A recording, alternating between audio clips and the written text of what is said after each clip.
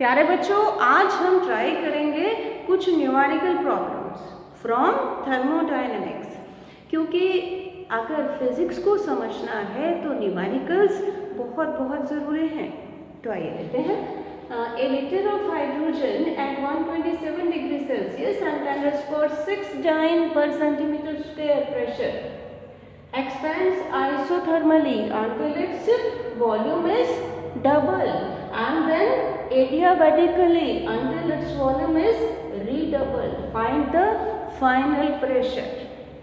Well, isothermal process आपको पता है कि कौन सी होती है जिसमें टेम्परेचर कांस्टेंट रहता है। For 1 mole of an ideal gas, P is equal to RT.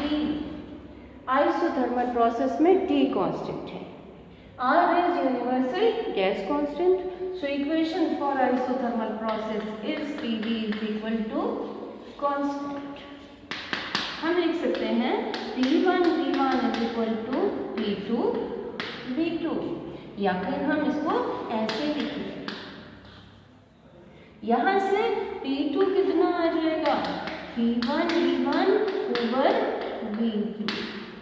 P2 is equal to, यहाँ पर P1 कितना है?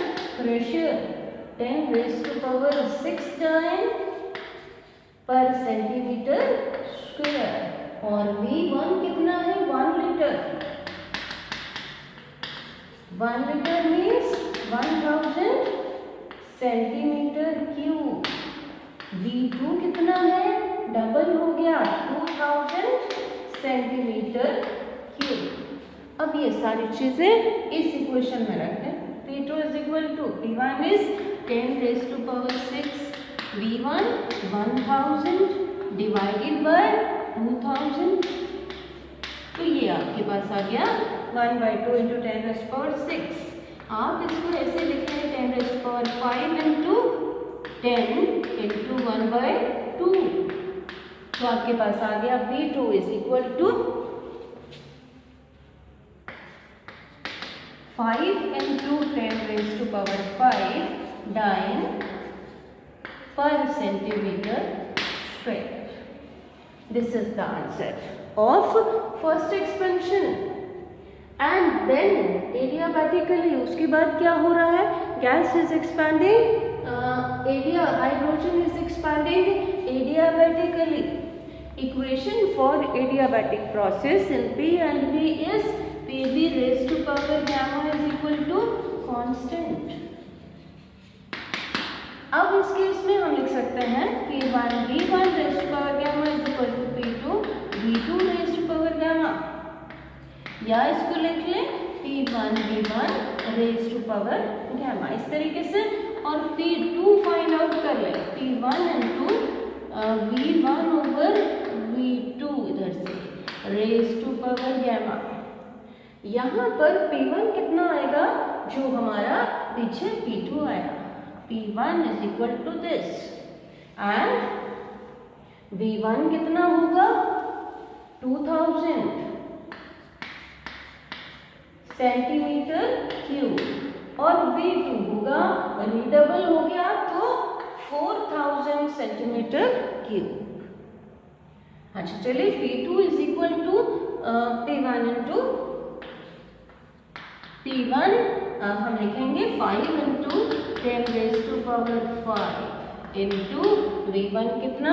2000 divided by V2 4000 raised to power gamma। तो हमारे पास क्या आ जाएगा?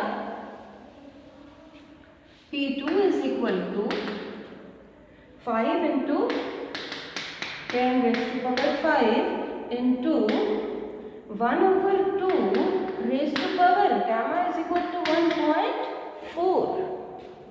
अब इस कैलकुलेशन को हम करेंगे solve using log tables. Let us take log of both sides. log P2 equal to log 5 plus जहाँ जहाँ मल्टीप्लाई हो रहा है लॉग जो है वो प्लस होते जाते हैं लॉग की प्रॉपर्टी से। log 5 plus log 10⁵ plus log 1/2 into 1/2 raised to power 1.4 from the property of log. 1, 2 और 3.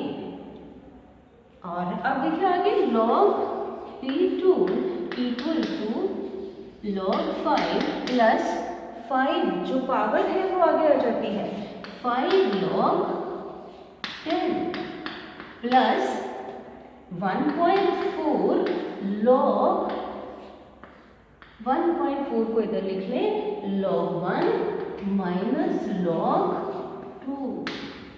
अगर न्यूमरेटर में है प्रोडक्ट है तो प्लस आएगा यहाँ पर साइन और जहाँ पर डिवाइड हो रहा है वहाँ पर माइनस आएगा. तो चलिए अब लॉग लेते हैं.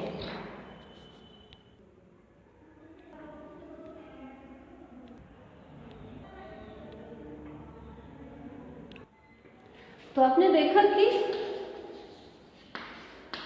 log 5 कितना आया 0.6990 प्लस 5 log 10 5 into log 10 1.10 का log 0 plus 1.4 into log 1 is 0 जैसे कि अभी देखा माइनस log 2 is decimal 3010. अब इसको सॉल्व करेंगे तो ये 5 डेसिमल प्लस 0.6990 प्लस अगर इसको मल्टीप्लाई करें तो ये आ जाता है प्लस माइनस माइनस आ जाएगा माइनस 0.4214 इक्वल टू 5 डेसिमल इन दोनों को प्लस कर लें 5.6990 माइनस 0.4214. तो हमारे पास ये आ जाता है 5.2776 log P2 और अब ले लेंगे एंटी लॉग. तो चलिए एंटी लॉग लेते हैं.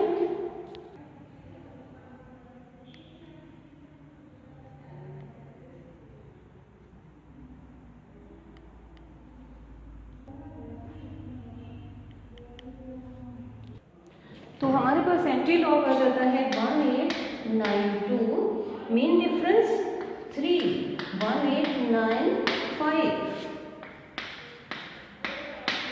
अब यहाँ पर है 5 मतलब कि डेसिमल कितने के बाद लगेगा कितने डिजिट्स के बाद 6 डिजिट्स के बाद 1 2 3 4 5 और 6. सो मैनी डाइन पर सेंटीमीटर स्क्वायर.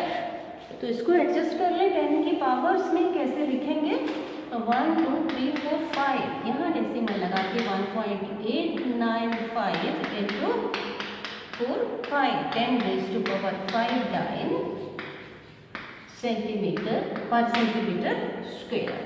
तो ये हमारे पास आ जाता है फाइनल प्रेशर.